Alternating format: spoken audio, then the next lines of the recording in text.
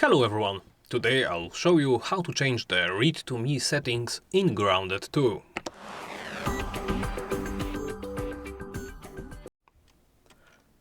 Let's begin by opening the options menu. From here, select Accessibility. Scroll down and look for Read to me section. Here you can enable or disable the read to me function.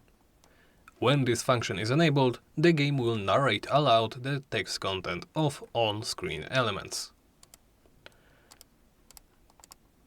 You can change the read to me voice between Microsoft Zera desktop and Microsoft Hazel desktop.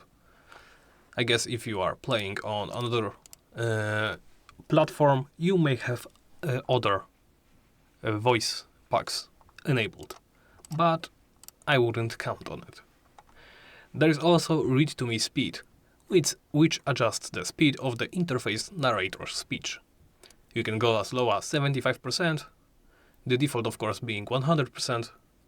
You can go as high as 200%.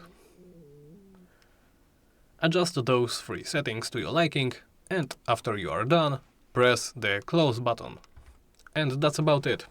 Thank you for watching, and please make sure to comment, like and subscribe.